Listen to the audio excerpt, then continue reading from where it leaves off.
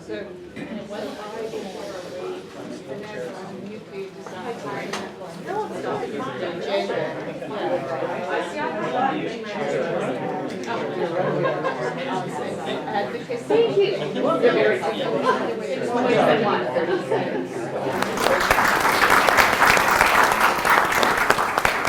Thank you, Marta.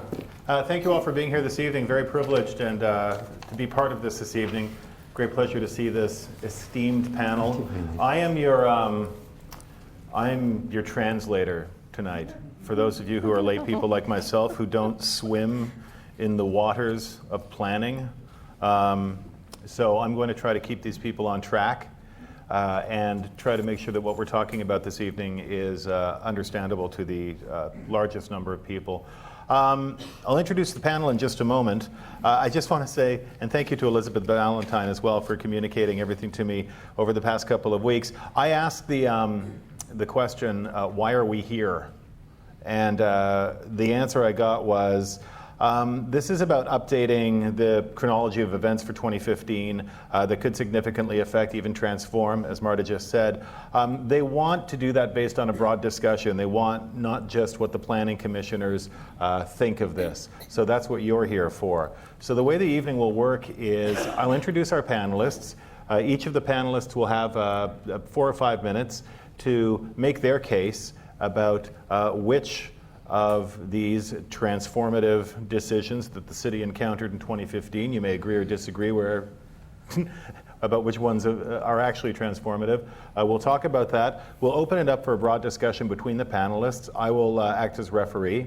And I'd like to give us at least 45 to 50 minutes, pretty much half of this time, to have you up here. There's a microphone in the middle of the floor to be able to share your own ideas and what you think of what you've seen on all the boards around you. Sound good? Everybody good with that? Excellent. To the panel.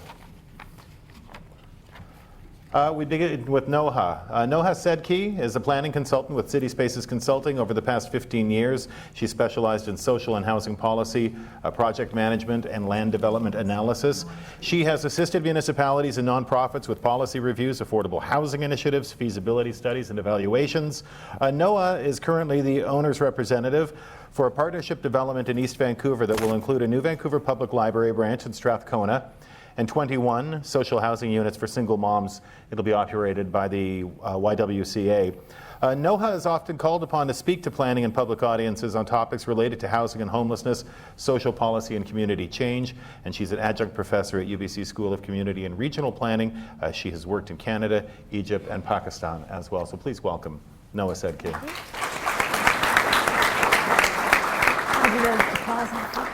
Jennifer Marshall has been actively involved in the architectural culture of Vancouver since 1975. She began her architecture career at Thompson, Berwick and Pratt. She has been a registered architect and principal of her own firm since 1989.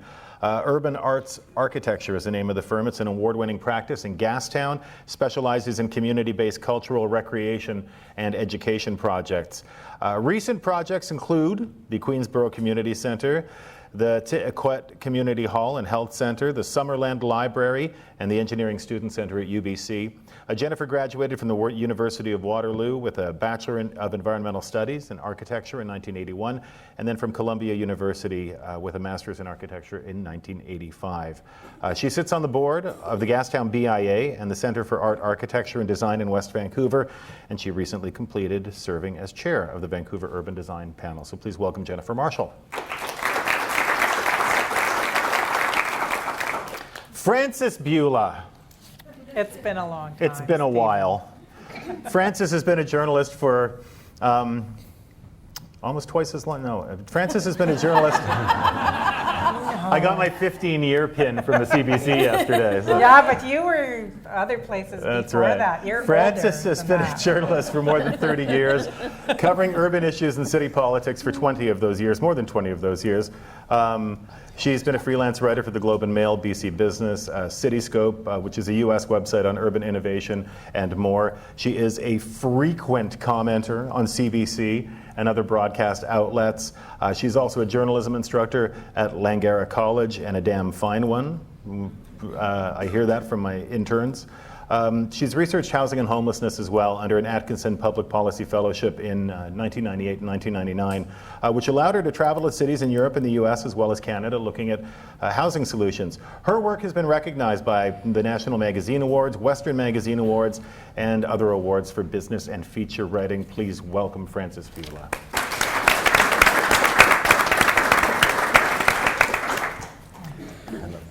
And you may have heard of Bob Rennie.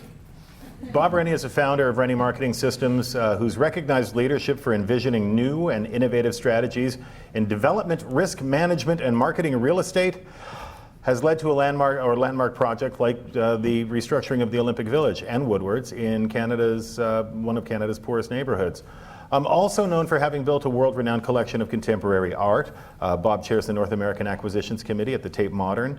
He's a member of the Tate International Council, serves as a trustee for the Art Institute of Chicago, the recipient of the Queen's Diamond and Golden Jubilee Awards and Order of BC, and a doctorate from Emily Carr University as well. He renovated and restored Wing Sang, which is the oldest structure in Chinatown, to include a privately funded museum space with regular exhibitions of works from the Rennie collection. All exhibitions are open to the public with free admission 2 days a week. If you have not had a chance to see the current exhibition, I strongly suggest you do. Bob Rennie.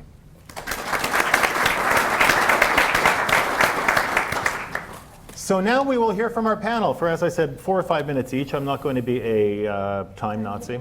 So let's begin with you, Noah Sedky. Awesome. Am I live? Can you hear me? Yes. Yes, great, okay. So as you could probably guess from my intro, I've got a more of a social perspective today. That's probably what my contribution is going to be to the panel. There were a number of very interesting issues identified from the previous workshops, and I'll draw on them a little bit, but I'm also going to step away and mention 3 events or issues that happened last year that I think are worthy of some discussion and are prominent and potentially transformative in the city. My first topic relates to the Don't Have $1 Million campaign and the protests that came out of that, and how, and even more so, how is that tied to the question of foreign ownership? That's been so front and center in the news, among our politicians, among residents over the last year. And the question is really around, to what extent does foreign investment inflate land values? And how should we track this process? What's a fair mechanism? Should we be taxing foreign owners? And we even looked as far as having a database in the city that we could rat on our neighbors about it and so on. Personally, I believe this question, this issue of foreign ownership, is actually a distraction from the real issues of housing diversity, densification, and affordability in our city. Sure, it's possible, it's probable that non-residents have had an impact on the luxury real estate market in Vancouver. There's no, I would agree with that. Maybe in particularly high-end condominiums in certain submarkets, Cole Harbour, in UBC's Westbrook Village, and obviously some single detached homes in the west side of Vancouver. But is this really the issue affecting the housing market and housing prices? I think, or is it really more about the fact that we live in one of the most beautiful cities in the world, constrained by mountains and green belts, and we've got increasing housing demand from changes in the demographic makeup of our city, low interest rates, all of those other factors, and obviously a limited supply of new construction. So I think we need to be a bit more clear about what we're referring to with this Don't Have $1 Million campaign. And even more importantly, what should the policy response be? We're mainly talking about single detached homes, and that's becoming, that type of form is becoming inaccessible to more moderate income households or the more typical household in Vancouver, and that's really the driver behind these protests. Because when we look at other types, condo apartments across different neighborhoods in Vancouver, they haven't necessarily seen the same appreciation in value. So I think where we should be focusing our planning energies should be looking at other issues. We should be looking at diversifying the housing mix, intensifying the land use in these single detached neighborhoods in the city. Vancouver's done a pretty good job in certain neighborhoods at allowing intensification. So I'll use Norquay or Kingsway and Knight neighborhood centers as an example, where they've pre-zoned to allow for higher intensification. These areas are seen as sort of transition areas. They allow townhouse development or low-rise apartments around the station, SkyTrain station or infill. And in all of those cases, that new housing still maintains the character of the existing neighborhood. So I think we should be exploring ways to expand this type of infill and intensification in a more widespread way throughout the city. Look at transition areas to start, but then like major corridors and intersections. But then also, in the long run, look at implementing these practices more citywide. And an example that has been successful in the city in the past was the laneway housing policy that was implemented citywide. So there's a precedent for that elsewhere.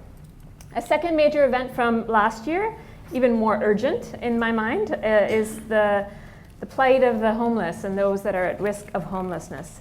So this wasn't in the list, but we're spending a lot of our energy trying to figure out how many luxury units are owned by foreigners, while I think we should be focusing on policy responses that address the most vulnerable. And the event from 2015 was the homeless count that occurred last year in March.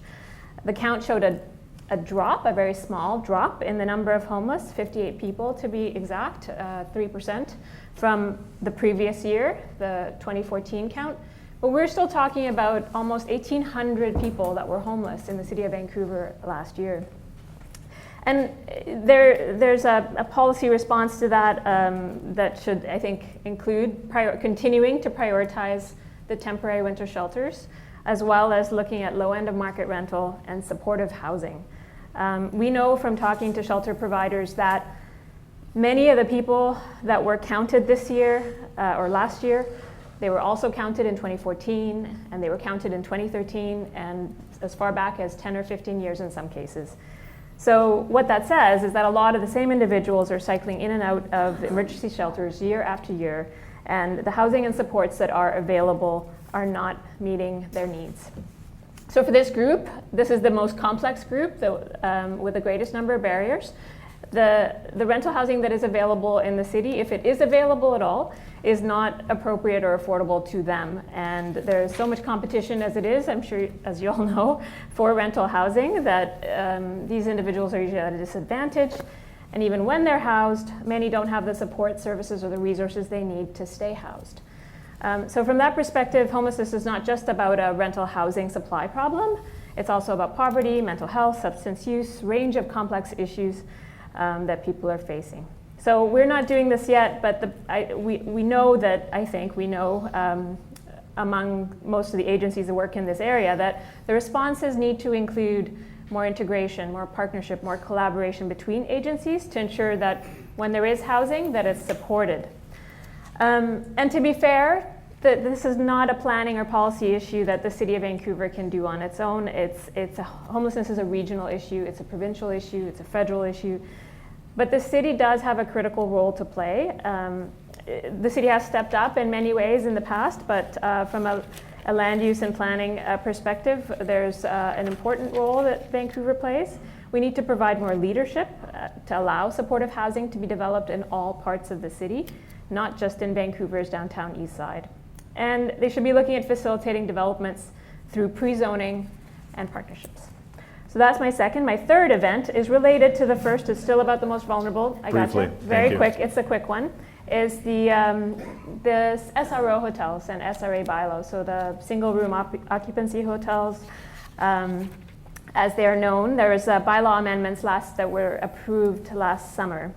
The SRO hotels, as you know, has been in the press a lot in the last year. The conditions that we've heard about are just not acceptable, just deplorable in some situations. The city has implemented some changes to trying to protect the tenants and the stock, redefining what repairs means and looking at tenant relocation plans, and also what the permit costs would be to replace or take the SRO rooms out of the stock. So now a developer would have to pay $125,000 per room instead of $15,000 that they would have paid previously. So all these things are commendable in many ways, but I think there is a risk as well that I'd like to draw your attention to, that these changes may result in a moratorium on development, on redevelopment of buildings that potentially could really warrant redevelopment and benefit. And the neighborhoods might benefit from that change as well. So we could be preventing much needed upgrades from happening. So we need to be mindful of the potential impact of these amendments and make sure that we're not perpetuating a stock of housing that is substandard or obsolete.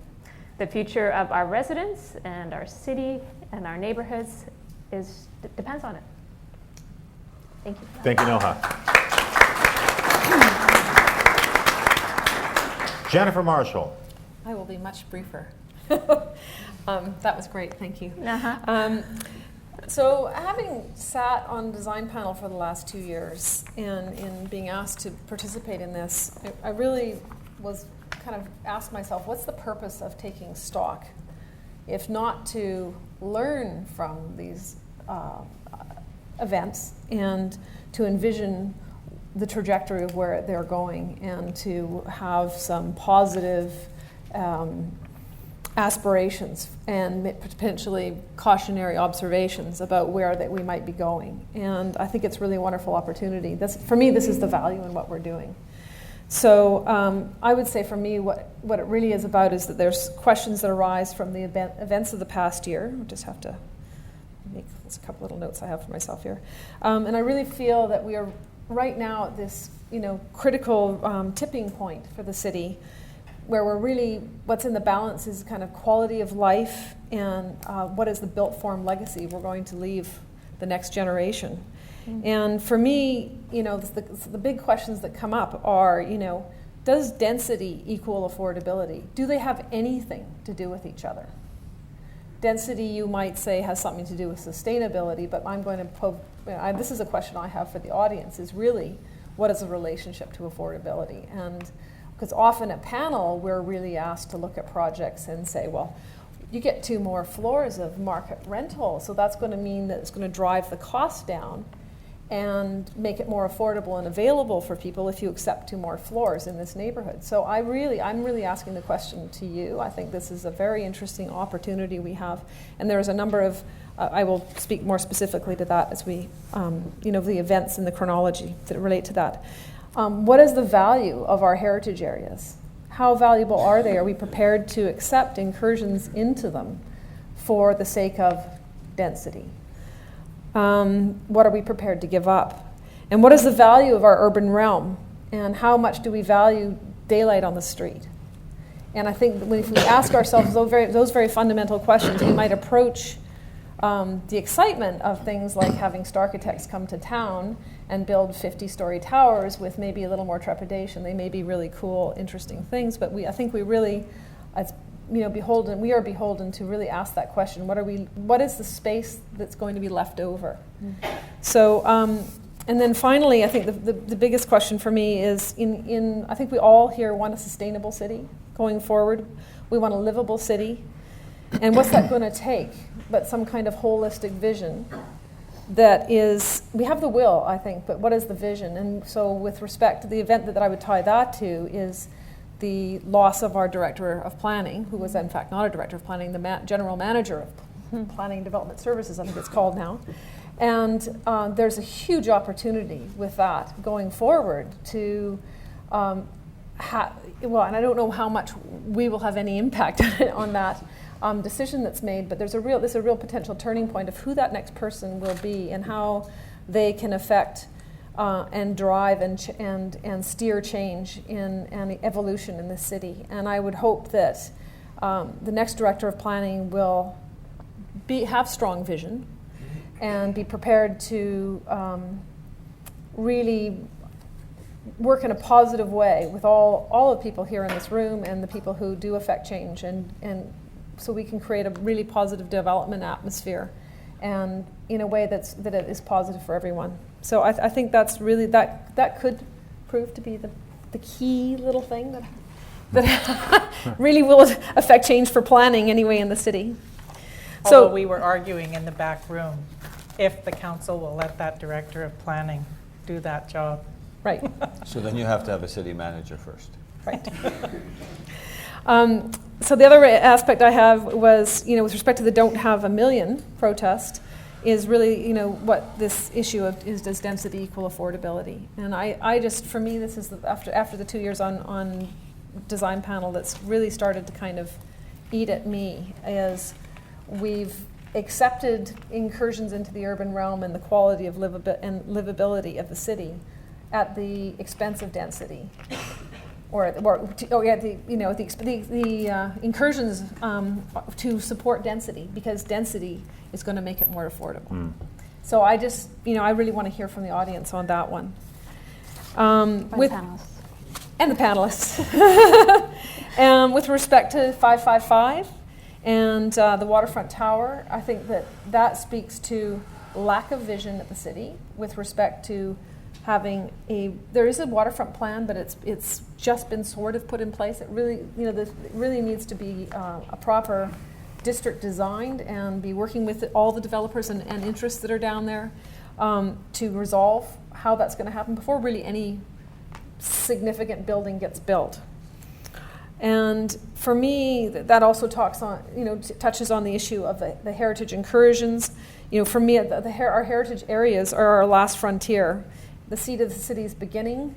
And there's a really, a point at which, both the space and the buildings that make up this spaces, while they are just so important. So with respect to 555, while that space may be privately held and there's development rights, I think we're in the heritage districts, we come to a place where these spaces and buildings are held in the hearts of the public too, and that's where we come into conflict, because there's a kind of an emotional resonance for the city, and I think it's also a huge economic driver. These are our tourist zones, and if we start allowing them to be, and I'm not a no development person, I'm starting to sound like it, but I think we have to be very, very careful, and because you can't get it back. Once it's gone, it's over. And then with respect to Starchitect Towers, particularly down at the foot of Georgia Street, really available. I'm really all for this idea of having a kind of a really sexy gateway as you come into the city. I think that's really exciting. But at what expense? And I think we have to be very, very careful about the daylight and the kind of canyon we might be creating out of Georgia Street with the height of the towers that are being proposed. I'm going to let Bob talk about the Vancouver Art Gallery building, which is being done by another architecture firm. And my only point there was I really think that ultimately the proposal that was put forward. We're supposed to deal in reality, so I don't have to talk about it. The proposal was really out of touch with who Vancouver is in the end. So, and then I think finally with respect to, I have to one more thing. The Falls Creek Flats planning, that the public realm development is really going to be key here. What happens, I think going forward, we should really be looking to see what kind of public realm is being proposed. And it's going to be key to it being more than a business park. Right now, I haven't seen anything that indicates that it's going to be more than a business park. And there's a real opportunity to create a place here. We have an opportunity to get it right in terms of orientation, public space, streetscape, the network that's created. It's like a whole city making there. And then back to what I said about the director of plan. Hopefully, we'll have a director of planning as opposed to a general manager. And that's really all I have to say. All right. Thank you, Jennifer.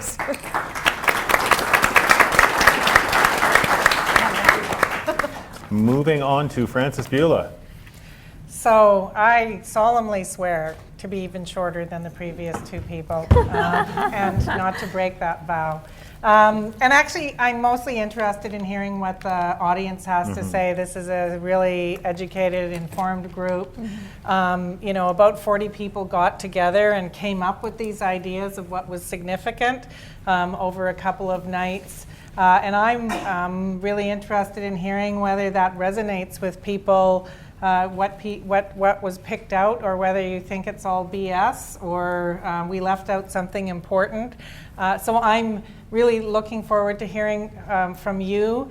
My big overarching comment would be, I feel that resentment of the outsiders, whether they're foreign investors, suburbanites who won't pay for transit, urbanites who think everyone should pay for their transit, office developers from Toronto or whatever, it has really driven almost every debate, almost every point that you see in this chronology, and particularly the concern, the discussion about the price of real estate, which I have to agree with others that it's overshadowed everything else. Mm-hmm. I spent 20 years writing about homelessness and housing, and that meant working class people and how they were being priced out of the city. No one seems to talk about them anymore. The fact that young professional couples can't buy a house in Vancouver has turned into the giant social policy issue of our time.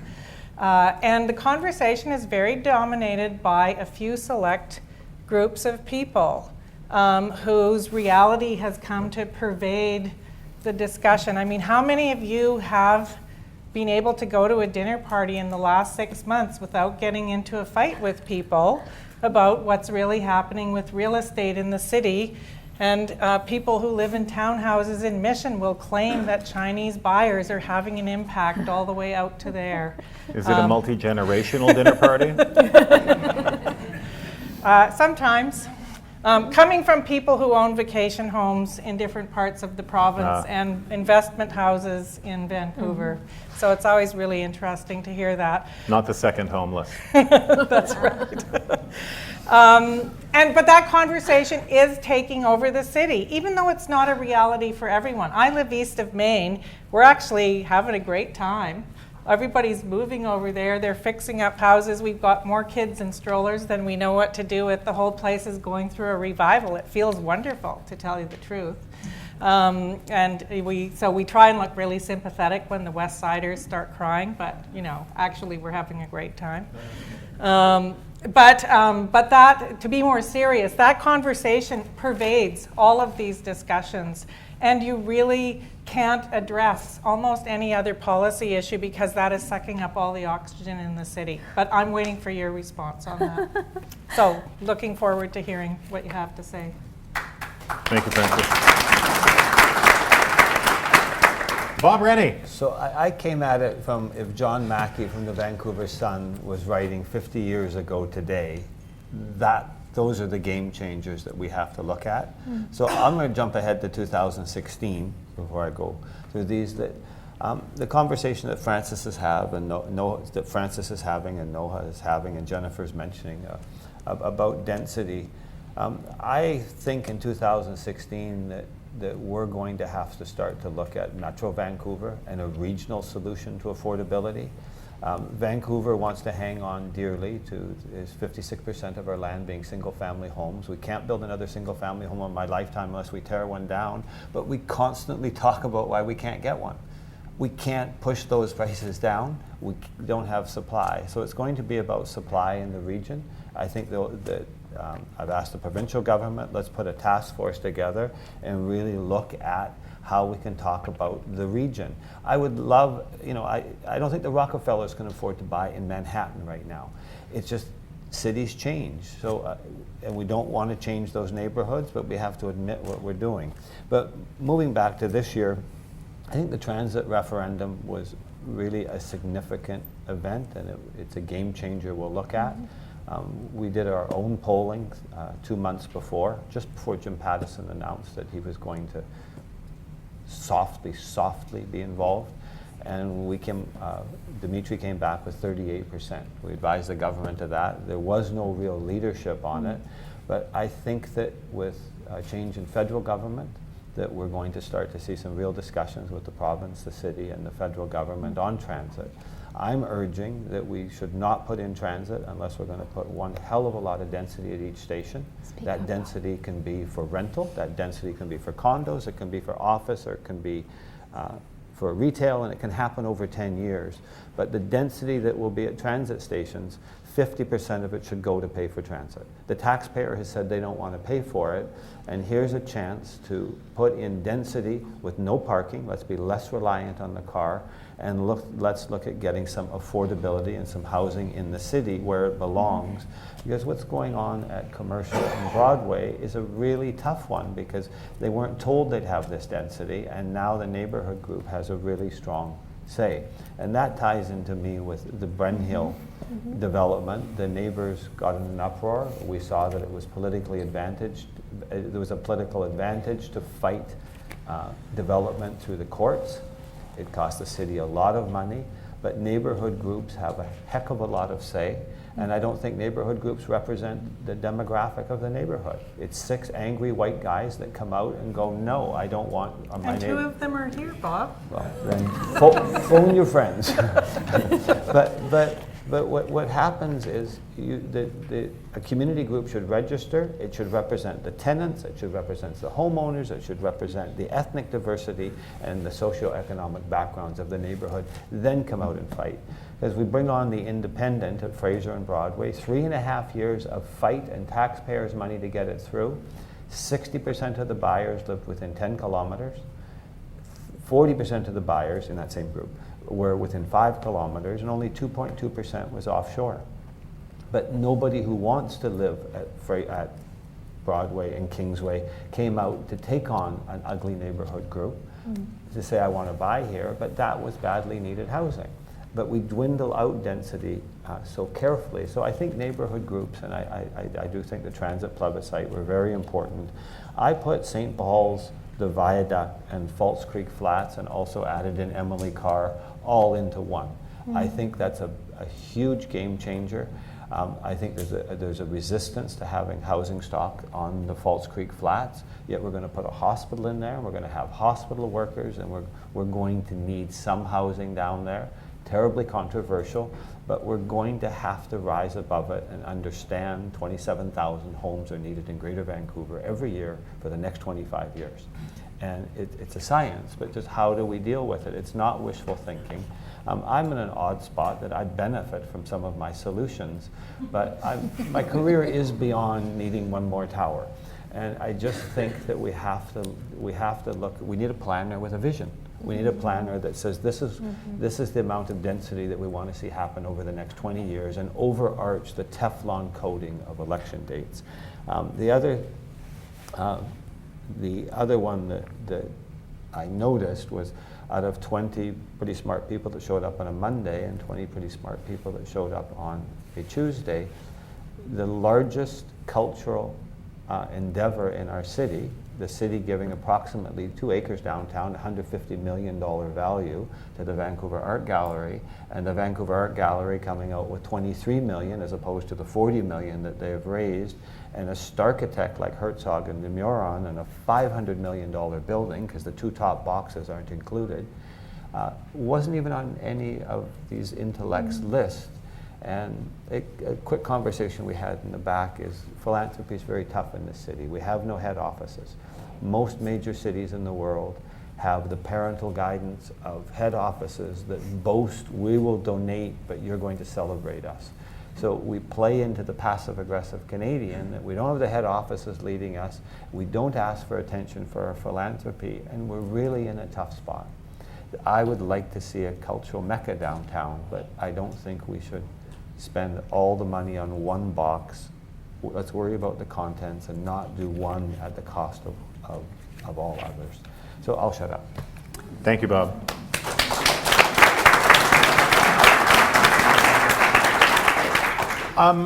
I watched you reacting to each other as each of you spoke, and I know you probably have something you'd like to say to each other right now. But do you have questions arisen from what you've heard between yourselves, amongst yourselves? Have questions arisen? Would you like to speak directly to each other about something? Because I can get it going, but I thought I'd leave it up to you. I mean, I just, in response to what Bob said about needing more density, I don't think you're going to be able to get that until you resolve the problem I was talking about, which is many people think the density isn't needed because they think it's just empty space that's being sold to non-residents. Right. So they just don't buy into that. And until you resolve that issue, you're not going to get anyone to go along with anybody's planning vision. But isn't the vehicle for getting buy-in creating a compelling vision, for a citywide or a region-wide? And I think for me that really resonated, Bob, about talking about a regional strategy. Well, we do it with industrial. Why can't we do it with housing stock? Yeah. Where we all we stop competing with each other, but talk with each other. But Strategy. I'd like to throw in just what Noah was saying, that last night at City Hall, when was the Gore and Hastings one approved? Last night. Last Yeah. night at City Hall. So the LAP committee, very stringent rules in the downtown east side of 60% non-market housing, 40% market rental, so that you can bring some money in. To make a site work, BC Housing had to put in $16,500,000. And there's no elasticity when this zoning is put in. And I think that you have to, in special cases down there, look at it. Had they added 3 floors and shrunk the market size housing, I think BC Housing could have put in $9 million and done 2 sites. But we don't have that thought process going on. We just adhere to something that we put in last week. Well, something has. We don't have the vehicle of vision. You don't have a planner that's risking his job with innovative ideas. But it's also related to this pressure, the community pressure that is making us reactive. In the case of the local area plan or the other examples that were raised, we're reacting to a certain pressure and then putting restrictions and limitations on how our communities are evolving, and that's a challenge. That's something that we need to work on, and that is related to leadership and vision. Right, because the reason those rules were put in the downtown east side was because the local community felt that, or the planners actually felt if they didn't put that in, the local community would accuse them of opening the door to gentrification and a complete takeover of market condos. So it's that dynamic again. We have to shut the gates because these people otherwise all these people are going to flood in and change our city. And I have to say, the last year, I've never seen such fear of change in Vancouver as I did in the past year. So we have to settle it in the region. But I have an email from somebody that says, we just did our second project on the downtown east side, our first and our last at Gore and Hastings. It's just wrong. Because everybody is, civic is fighting provincial. So if we can rise above it and get a more master I want to pick up on something Jennifer said, which was, does density equal affordability? And I remember many years ago when I was a City Hall reporter and being lectured by then Mayor Sam Sullivan, who was peddling his eco-density at the time. And I said, how is this going to make anything more affordable? And he kind of, supply and demand, my boy, supply and demand. We build enough. And he didn't talk like that, but he does now. That was the implied tone. But I have watched, everyone's watched what's happened up and down Cambie Street. You have what you want. You're getting density along a transit corridor. You're going to have transit users. But what you have when those single-family homes are gone are another 13 exquisite, exclusive luxury residences with blah, blah, blah. But had the density who gets to live there? But if the density had come in en masse with real supply along with Canada Line, rather than the line goes in and then we see that we all like it, and then we're handing out density very slowly so that we don't take political risk. But is that not what does the density not follow the transit? When you look at the Expo line, you look at Citygate, Joyce, Metrotown, all the way down the line. When you look at the Millennium line going out to Burnaby and out Lougheed, the line can be invisible, but you know where it is. Is that not the way it works or is supposed to work? Burnaby had its town centers planned and then planned. As a total So if we can vision. plan this density in its totality, we can help pay also, rather than the taxpayer pay for the transit. Jeff Meggs said to me sometime last year, I've stopped believing that supply is the answer. It has to be supply with rules. Otherwise, the market's just going to cater to the buyers with the most money. And so unless the city puts in rules saying supply, but it has to be rental, or supply, but it has to be this, then you're going to get a huge supply of $800,000 townhouses and not very many. But try and get 6-story rental in Dunbar. Not going to happen. So if we can put that rental at transit and help pay for transit, I think this bigger vision will do it. Why can't you get 6-story rental in Dunbar? Because Michael Geller won't let you. He's not here to fend for himself. This way is. Yeah. But it is We'll an open it up in interest- just a second. It is an important Because- issue, though. The link between supply and affordability. I mean, you can't stop change from happening, and then also, I mean, the question that you raise is provocative. So we'll see what the audience thinks in terms of does density equal affordability. That's I think the issue around supply, though, is that you still have to address the supply constraints that are in the city and look at how you're diversifying the stock, addressing a variety of needs, having a mix of housing forms, and within that, where you're able to also look at the lowest end of the spectrum, so that you are creating mixed communities. And I don't see why it shouldn't be in all areas. Yes, you should start in transit areas and along major corridors, but there shouldn't be areas where you concentrate density or concentrate certain types of development and others where you don't. If every development had one homeless, one apartment for a homeless person in the city, we'd solve our homeless problem. And we would have dispersal, and we would not have the situation we have in the downtown east side. That's maybe very naive, but as a starting point to think about it, we have these kind of ideas of siloing things and ghettoizing and compacting, and I think we really need to be thinking about it as a more comprehensive But you know, issue. when we did Doug Story House at Richards and Robson, the developer got 3 more floors and built 39 units next door, just done. And we've gotten away from that. That's 39. Right. But I've lost my train of thought on the density side. I'll wait. It's okay. Is the Vancouver Art Gallery ever going to be built, Bob? You know, Speaking totally objectively, totally objectively. Because I know you have no interest whatsoever. I told them back, so on my Art Institute of Chicago, I got a nice email today that a donor gave $35 million, and we should also thank them for the 1,000 works of art they gave us last year. But that's not our city.